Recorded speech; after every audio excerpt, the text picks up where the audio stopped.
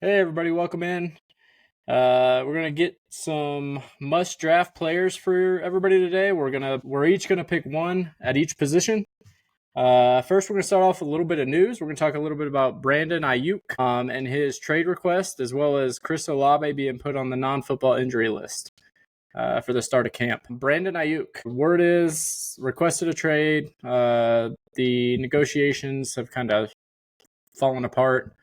I've also heard that San Francisco's come out and said they will not trade him. So it's going to be interesting to see and something to keep an eye on as the season gets closer, if he's going to hold out and how long he's going to hold out.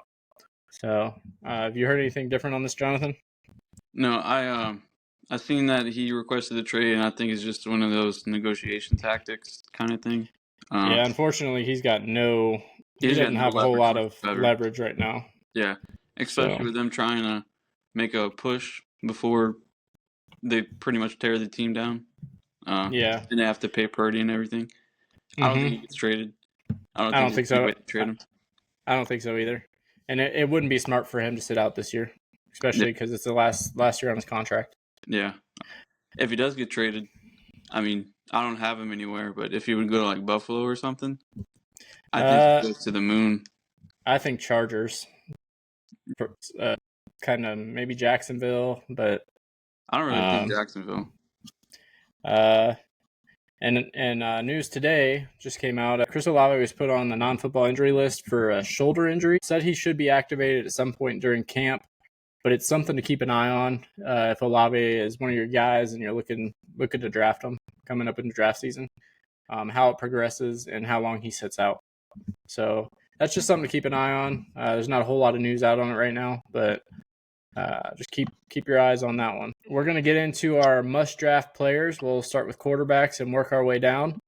Jonathan, I'll let you go ahead and tell us about your quarterback. Okay. Well, my quarterback's gonna be Dak Prescott. It's kind of like a two-parter because I don't want to get too far ahead, but my tight end's Jake Ferguson. So I like the stack of them. You can get them in back-to-back rounds. I was talking to you a little bit before we started, but Dak Prescott, the last 2 out of the 3 years, he's finished as the quarterback 3 and the quarterback 8 with very similar stat lines.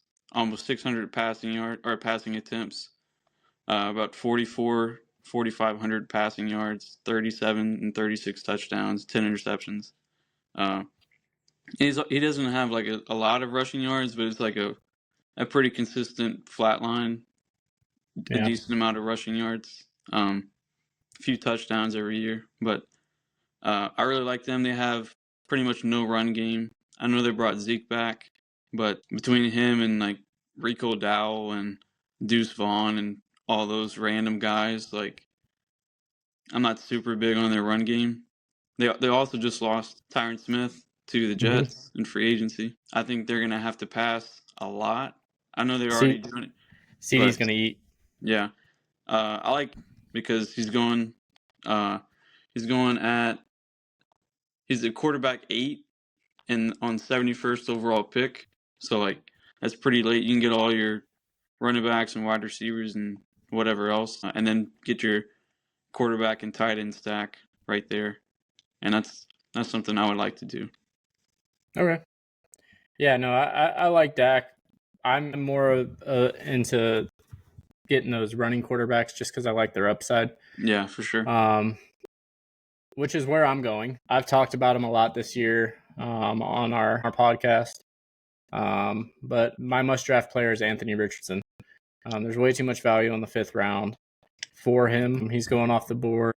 QB6, overall 49. And I know there's a lot of hype and people saying he's being overhyped. Played 10 quarters of football last year and had 73.6 fantasy points. Yeah, that was insane. That's a pace of 500 points for a full 17-game season. Obviously, that pace wouldn't keep up over a 17-game season. But that's 80 points ahead of Josh Allen, who was number 1. And even over a 17-game season, if he can play a 17-game season, he's going to finish in that high 300s, low 400s range, I believe, which puts him in the top 5. Colts have a top 5 O-line going into this year. And like I said, rushing QBs are breaking fantasy football.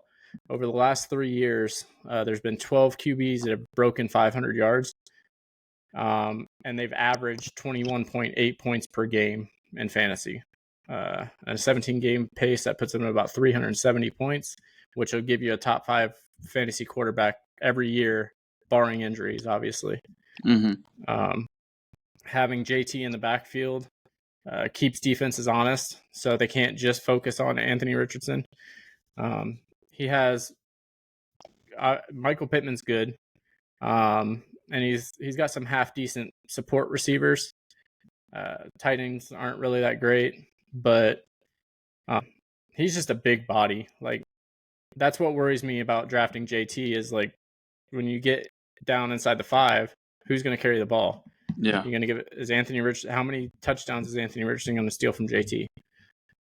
So that's why I like Anthony Richardson. The upside is so high with him.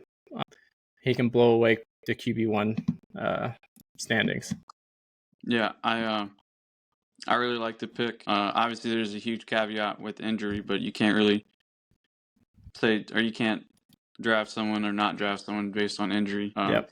I mean, unless you do. To what you just said, also, how many touchdowns is Jonathan Taylor going to steal from Anthony Richardson in the agree. So, yeah, he could steal touchdowns from Anthony Richardson for sure. But, I mean, even if Anthony Richardson runs in 7-8 touchdowns on top of however many rushing yards he'll have, because he's gonna bust that 500 mark. There's no doubt in my mind. He's gonna scramble a lot. My biggest worry with him is just his shoulder. Yeah, definitely. Everything I've heard is it's very rare injury in football. The injury he had, and it was a pretty freak injury. Like watching the play where it happened, it just seemed pretty awkward. And he's huge, man. Like he's Cam like Newton a faster size. Cam Newton. Yeah, exactly. I do like his weapons. Yeah, they said it's normally like a baseball injury that he had. So they said it's very unlikely to happen again. That's not saying he won't injure something else. I mean, these running quarterbacks, they're a lot more likely to get injured. It's just the name of the game. But you're playing for the upside. In fantasy football, that's what you're playing for. Yeah, in the 5th round, it's not. You get 2 running backs, 2 wide receivers, or 3 wide receivers, running back, whatever you want to do. But point is, he'd be your 5th guy, and then you just take whoever you want after that. And I mean, he can give you quarterback 1 upside, because I don't think Josh Allen's going to be QB1 again. But I think he was way too high of a pace, like you said at the beginning. But what was his average for those 3 weeks? Like 20-something? 26? So 73.6. So it'd be, what, 24? Ish, yeah, right around there. Because one game was like a half a game. He only played half of the third game. 2.5 games, I think. But I mean, I can realistically see him getting around like 20 to 24 points a game, especially with the rushing. Yep, which will pay off for the draft price. It'll more than likely put him inside the top 5 QBs as long as he plays the season. 700 rushing yards, 6 touchdowns or more. I think you're looking at 700 plus rushing yards for sure. And they drafted Adonai Mitchell too. I like Josh Downs a lot also. Yeah, along with Pittman. Got like I said, they have a lot of good support pieces. Michael Pittman is that good alpha. Yeah, and then Mitchell, I've heard some good things, some bad things about him. A lot of mixed reviews. Yeah, but Josh Downs, looked good last year, and I think a lot of people are underestimating what he can do in this offense. So we'll see where Anthony Richardson leans, which receiver he leans on. Obviously, I think it's going to be Michael Pittman. I think most people think it's going to be Pittman. Yeah, I think it's obvious that it's going to be Pittman. Yeah, so it's going to be an interesting year. I hope, because I'm going to draft him a lot. I have a feeling. Yeah, I hope it pays off. But we'll move on to running backs. Why don't you go and tell us about your running back, Jonathan? All right, my running back's going to be Joe Mixon. We talked about it a little bit before in the other episode, but everybody thinks that CJ Stroud is going to be MVP, or like there's a lot of bettors putting in for CJ Stroud to be MVP. They got Nico Collins, Stephon Diggs, Tank Dell, Dalton Schultz. They got a pretty decent O-line, too. Their defense isn't really that great either, but he's the guy that I want on the team because I don't want to play the wide receiver roulette game and be like, all right, well, which wide receiver is going to be good for me this week? I like the running back on the team. I think he was 5th overall last year, like the 5th running back. Over the last, let me see. Since 2018, he's been the RB12 or higher, except for 1 year where he got hurt. Yeah. I think he gives you a pretty safe floor of like 50 to 65 targets and about like the mid 200s of rushing attempts. And with how good that offense is supposed to be, I mean, he could be your, if you don't go AR or Anthony Richardson in the 5th or whoever, he could be your 3rd running back or your 2nd running back, and you get 3 wide receivers before, or whatever your build wants to be. But point is, he'd be a really, really solid 2, who's probably going to finish as a 1 this year. And I mean, in the 5th round, I like that a lot. Yeah, I like Joe Mixon. My biggest complaint about Mixon is he's so boom or bust week to week. Like he'll blow up 1 week and then next week he'll give you nothing. Yeah. So that's my biggest complaint because I've had him on my teams and I'll draft him again this year. That offense is just so scary. They can't stack the box against them. There's no way. Yeah, they can't with all those weapons. They can't. They Mhm. can't do it. They're solid at every aspect of the game on offense right now. I just hope that he doesn't stay that boomer bust in Houston that he was in Cincinnati. And I think a lot of the boomer bust in Cincinnati had more to do with the offensive line. I feel bad for Burrow because they have not really given him a good offensive line since they've been there. Yeah. He a year or so ago brought in all these offensive linemen and it was supposed to be better. Collins and like Trent Brown or whatever. Mm-hmm. These guys they weren't good enough. Yeah, it was supposed to be better, and then it still sucked. So yeah. I think Mixon behind all those weapons could be a really solid pick this year. Mm-hmm. And I will take him in the 5th if it's right. But like I said, I'm leaning either Anthony Richardson or probably one of the last couple of the top 5 tight ends that are there when the 5th round rolls around. Yeah, and he's going around the 51st pick, so it's right on that like 4 or 5 turn. Yeah. So you're gonna have to decide between those tight ends and the running backs and whoever else you want right there. Yeah. I'm gonna move on to mine. I got Raheem Mostert from Miami. A lot of people they're playing the upside of Devon Achane, and I understand the excitement around Achane this year is super super exciting. So Mostert's going off the board at 27th wide running back, which blows my mind. Dude had 21 touchdowns last year. Obviously, it's unlikely to happen again. 18 of those were rushing touchdowns. But it happens every year. A running back puts up 16. One of the running backs puts up 16 to 18 rushing touchdowns. And you're going to have the few receiving touchdowns sprinkled in there. It's happened every year for the past like 5 or 6 years that I looked up. Just signed a new 2-year contract. They're not going to give a guy like this a 2-year contract if they don't have plans for him. Achane's a small back. He's under 190 pounds. Only 2 backs since 2018 have broken the 200 carry mark that were under 200 pounds. James Cook last year and Philip Lindsay in 2018, I believe. I think it was 2018. So that was the Philip Lindsay thing is a one-off. Yeah, he was an undrafted free agent, right? Mm-hmm. But James Cook, I think he'll break the 200 carry mark again this year. They don't really have any competition for him in that backfield. Mm-hmm. Achane very well could break that 200 mark. I'm not saying he can't. I'm just saying that's just how rare it is. Only 2 backs since 2018. Mostert was 8th in yards per touch last year, and Miami was 1st in total offense at 401 yards a game, 6th in rushing offense at 135 yards per game, and they ran the ball 446 times. So the fact that Mostert is being drafted as an RB3 right now is just crazy to me because you take 446 rushes. How many do you think Achane's getting? He's not getting 300 plus carries. He's not built for it. 180, So 210 area.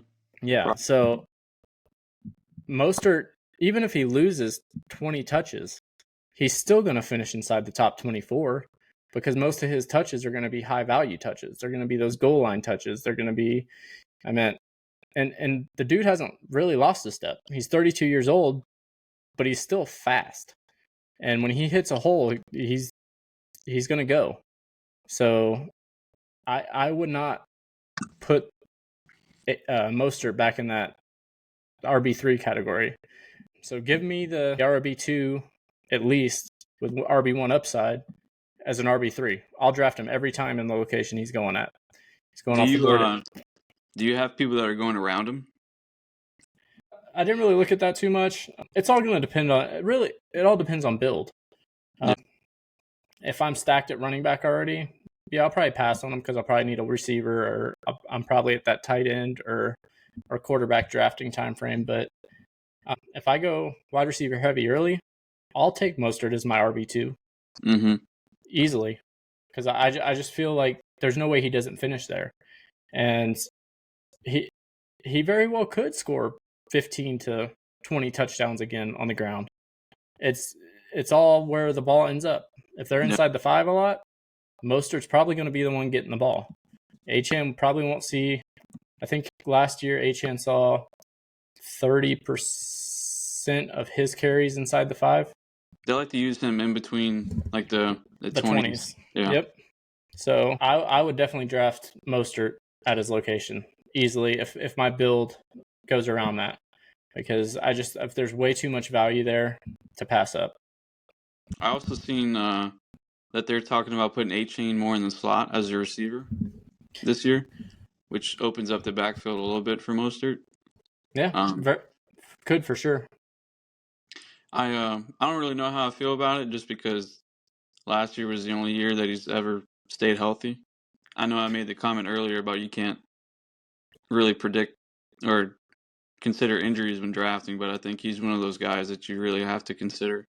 Yeah, but unless it's like a really serious injury, what's the worst? I'm drafting him as floor, in my opinion. No, I mean, I agree with you, yeah. I don't think there's any way if he plays 12-plus games that he finishes as a RB3. Yeah, I agree. I think even if he finishes as an RB3 playing 12 games, that's where I drafted him. Yeah, so, I was about to say that's where you got him, so it's not like you're missing out huge. Yeah. He'll be your flex or your replacement RB for some weeks or bye weeks or whatever, but to get him as your 3 with that kind of upside on the really good offense is you can't. The production that he's going to give you is probably in the 3rd or 4th round if all goes well, maybe the 5th round, but you're getting him in what, the 9th, 8th, 9th, whatever. And at those rounds, you're playing upside. You're playing for those players that are going to win you leagues. Yeah. And Mostert can very well be one of those players that wins you a league. Because Achane, we talked about it before, but I mean, any of them can get hurt, right? But if Achane goes down, Mostert's going to give you 20 plus that week. League winner, easily. Yeah. If Achane has a serious injury, Mostert's a league winner if he stays healthy. Yeah. So, James Cook was, sorry to interrupt real quick, but James Cook was the other guy I was thinking about. You brought him up earlier as one of the 2, but I've been a big critic of James Cook this year. But looking at that Buffalo team and doing some research on it, because I'm going to talk about somebody on that team here in a bit, I want all 3. Like, I want a person from the wide receiver room. I want a person from the tight end room. I want James Cook, because the way Joe Brady's going to run that offense, and I'll explain that here in a bit, but I'm going to talk about someone. Go ahead and tell us about your wide receiver. Okay. I was really debating talking about one of the wide receivers for the Bills, but I'm gonna wait till you do your thing for the Bills. Mine's gonna be DK Metcalf. I'm so into DK Metcalf right now. They got a new OC, the guy from Washington, Ryan Grubb. College. They're gonna be running 3 wide receiver sets and passing the ball a lot. I think he's probably better than Rome Odunze, but you can go look at the production, or he's at least similar to him. You can go look at the Yeah. production that Rome Odunze had and kind of form some type of expectation there to see what kind of workload he's going to get. One caveat I will say is it all depends on how you feel about Geno Smith. 2 years ago, he was insane. He was like the QB5 or the QB6 or something. I think it was the QB5, but last year he was pretty middle of the pack. I think he was like 18th or something. DK Metcalf is obviously a huge dude, so that touchdown, big body upside is there in the red zone. He's just a damn alpha, dude. 4 years he's finished 6th, 7th, 18th, and 16th, and you're getting him at wide receiver 21. You have to be in like the third and fourth round turn right there and decide if you want him or other guys. But you're getting him on average at the wide receiver 21. I don't think there's any way that he finishes below that or even at that. Yeah, I feel think like, he's about at his floor right now. yeah, I think he's probably going to be 13, 14, 15 area. I think he's a very high end 2, if not a back end 1. I don't know, that's not like super return on investment pick, but I'm just really big onto him this year. Yeah, I think you can get a good return on investment. I mean, even if he finishes 12 and you're getting him late 4th, that's a wide receiver 1 you got in the late 4th. But if he finishes like 16 and you draft him at 21, it's not like a huge improvement. But I don't think there's any way that he doesn't finish above 21, and that's where you're drafting him. And like I said, I'm super. You always want to try to draft players at their floor, and I think you're drafting DK Metcalf at his floor right now. Yeah, and Tyler Lockett, I know he just got some type of extension, but I'm not he's going to be irrelevant this year, in my opinion. I don't think you could safely start him ever, but there's going to be games where he messes things up, where he gets a long touchdown, probably twice or 2 or 3 times. I think JSN is going to be more to worry about than Lockett. I think JSN is a lot of people are sleeping on him this year. I think he's gonna break out this year. Yeah, well, I hope not, because I just traded for DK Metcalf, but I hope they can both eat in this offense. Yeah, I think Metcalf will probably be around like 1,300, and JSN might be around like 900 to 1,000. Yeah. No, we'll see. I know Ryan Grubb likes the slot receivers a lot, and that's where. But I think Dunze played like 30% of his snaps in the slot last year, so they may try to move Metcalf around. Yeah, and see how it works. I think that they're going to utilize him more as a moving target in this year coming up. Yeah, so I don't know exactly what that means, but they might have him in the slot, like you said, more often. And the dude's fucking huge, man. He's 6'4". I'm sure. It was a few years ago. I'm sure you've seen it, but the play where he chased down Budda Baker. Yeah, that was it. His speed's crazy, insane, man. He's just. Can you imagine seeing that dude chasing you down? Oh, I would just go to the floor. I'd lay down in the fetal position. Yeah, pretty much. Yeah. All right, so I'll move on to mine. I'm going to talk about another older person here, Amari Cooper. It's crazy to say old when he's like 30 years old, but Amari Cooper is going off the board like end of 4th, early 5th, which again, to me is kind of crazy. The dude, I think he finished wide receiver 18 last year. But the upside with this guy, he won a lot of people their leagues last year with his just off that one damn week. Yep, with his performance in the semifinals. He's a last wide receiver 2 being drafted right now. I would lean taking him. A lot of it has to do with Deshaun Watson. I know a lot of people don't like Watson. He hasn't really played well. He hasn't really played at all. We haven't seen 3 years, right? Yeah, we haven't seen Cooper have a full season with Watson yet. And last year, in the games they did play together, Cooper was on pace for 1,400 yards with Watson at QB. I think a lot of the ADP being where it's at has to do with Jerry Jeudy being brought in. But I have zero worries about Jerry Jeudy. I don't give a damn about Jerry Jeudy. He has not impressed me whatsoever Even on an individual basis, he hasn't really done anything to take over Denver team receiver room, which is what it was expected to happen. Yeah.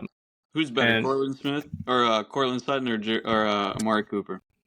Amari Cooper. Amari Cooper, yeah, Yeah, for sure. and he couldn't even beat out Cortland Sutton. Yep, absolutely. And it seems like him and Watson have a good connection. I mean, if you look at this Cooper holdout right now, he's holding out for a contract, probably just a 1-year contract is all he wants since he's up older. But Watson's looking out for him, saying that they haven't missed a beat, even though Cooper's holding out. And apparently Watson's looking really good at camp.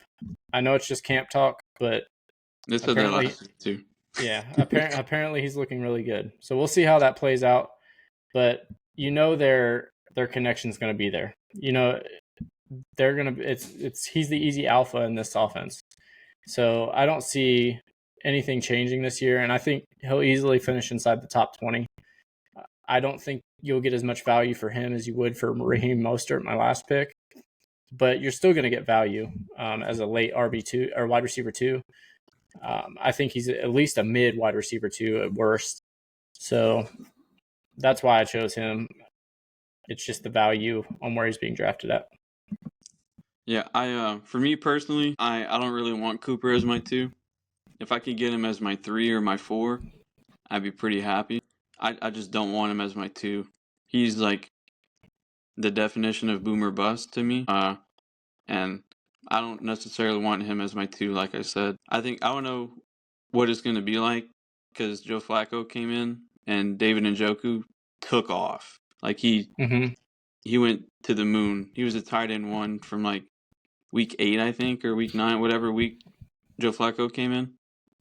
And I don't know what that rapport is going to be like with him developing like that and Cooper. I think he's going to give you some weeks that you're disappointed in and some weeks that'll win you your week. Yeah, for sure. But I just don't know what his consistency level is going to be like because he's always been, for the most part, pretty inconsistent. You don't know when to start him. Only at home, like whenever he was in Dallas, you could only really start him whenever they were playing at home. Away games, he wasn't great. And his time in Oakland, he wasn't amazing either in consistency. Yeah, I just really hope Watson stays healthy this year so we can really see what that connection's like. Yeah. Because for all we know, I mean, Cooper with Watson could throw up 1,500 to 1,700 yards. He could easily have like 90 for 1,312 type of season. Like he could absolutely blow up like that. Yeah. But he could also have like 1,000 or 80 catches, 1,000 yards, and 3 touchdowns. It wouldn't be anything too crazy. Yeah. All right, let's move on to tight ends. Who do you have at tight end? All right, so my tight end pick is going to be Jake Ferguson. I mentioned it a little bit before, but having the Dak Prescott and Jake Ferguson stack is something that I like to do with the range that they're going. Jake Ferguson, the Dallas Cowboys don't really have a good run game, so they're going to be passing the ball a shit ton this year, probably more often than they do the other years. They've been pretty close to 600 pass attempts past few years, but I think he's going to average about 7 to 10 targets a game, and that's pretty damn good production with where he's going in drafts. Yeah. I think if you don't get one of those top 5 guys, that is just all touchdown dependent pretty much on who's going to be good that week. Because essentially, if you get a touchdown at the tight end position, if you're not one of those big guys, you finish. It's just who gets the touchdown that week for who's going to finish in the top. And he has a pretty good chance to get a touchdown every week. He's a big body. It's just him and CeeDee Lamb in the pass game pretty much. I don't know how you feel about Brandon Cooks, but he's not. I don't trust much him. of a, yeah, he's not. He's like 30 or 31 at this point, or maybe he might be even 32. I think he was drafted in 14, but he's not anything to worry about that much at this point. They did bring back Zeke, but I mean he had the decline, and that's why he left for a reason, right? What type of production is he going to give you? I knew he's a big body, so he could be just a bruiser, maybe inside the 5, like on the goal line. But yeah, I really like him. I beyond those top 5 tight ends, once Ferguson's passed, I mean, I'm probably punting the position, and I'll just stream a tight end every week. Maybe Njoku, but even him, I'm kind of iffy about with Deshaun Watson coming back. Yeah, I like Pat Fryermuth too, just a late round flyer. Yeah, tight ends seem to play well on Arthur Smith's offense, so he could be a good late round flyer, but you could still end up streaming the position. But like I said, once Ferguson's passed, I'm probably streaming the position because I'd rather just start grabbing high upside wide receivers and running backs at that point. But yeah, him and CD both of them are going to eat this year. They're the only two real weapons in that offense, in my opinion. Yeah. Even the running backs, Zeke's kind of played out. They just brought him back because he was cheap and he knows the offense. Rico Dow is nothing to care about probably either. Yeah, Vaughn, same thing. It's probably going to be a 3-headed monster. They're just going to all share the workload. Zeke is the only one I'd want in that offense if I take a late round flyer on one of those running backs. Yeah. But I'll try to avoid him really for the most part. But moving on to my tight end, we're going to talk about Dalton Kincaid. Like I said, we're going to talk about somebody from Buffalo. I want one of these 3 pieces, either him, James Cook, or who I believe is going to be the number 1 wide receiver is Curtis Samuel. Joe Brady is changing that offense. He's last year was Josh Allen's lowest ADOT of 8.7 yards per attempt. That benefits Kincaid and Samuel and James Cook, obviously on dump offs, but it worked. If you noticed, the last 5 games of the season, the Bills were 5-0 after starting 6-6. So Joe Brady found something that worked in that offense, and they kind of faded out Diggs towards the end of the season, which I think is a big reason why the trade happened. Diggs was starting to be a cancer in that locker room, and I think they freed that up. So hopefully things will work a little better there. Kincaid had 91 targets last year. Diggs and Davis leaving freed up 241 targets. At minimum, targets. Yeah, at minimum, 30 of those at least are going to Kincaid. At minimum, yeah. He could be a 150 target tight end this year, which, in my opinion, could easily put him over the top and make him that tight end 1. And he's the 5th going off the board, so I'll take him as that 5th tight end going off the board in the late 4th, early 5th round, and take that chance on him. I want one of these top 5 tight ends, and if I can wait till Kincaid falls to me, then that would be great. I'd rather draft two running backs, 2 wide receivers off the bat, and then grab Kincaid in the 5th round. Yeah. And if I'm not getting him, I'm trying to get Anthony Richardson, my other guy. I really like that. I don't really like to be the guy who starts a run or draft in the middle of the run. And my 2 favorite guys this year are Trey McBride and Dalton Kincaid. I was going to pick Dalton Kincaid for this, but I did Jake Ferguson. But anyway, I think him going at the 5th is best case scenario because that's probably who I'd pick first out of those 5. I think he has the best upside to finish 1 this year. I know Sam Laporta did it last year, but him and Amon-Ra are fighting for number 1, and Trey McBride is fighting with Marvin Harrison Jr. and so on and so forth. But Dalton Kincaid is a clear 1 for the Bills offense. I agree. And I think he, like you said, he's at least going to have another 30 targets probably. Because Curtis Samuel's probably going to be somewhere around 100, and you give random Khalil Shakir probably like 60 or something, whatever. Keon Coleman, depending on how he does, you give him 80 or whatever.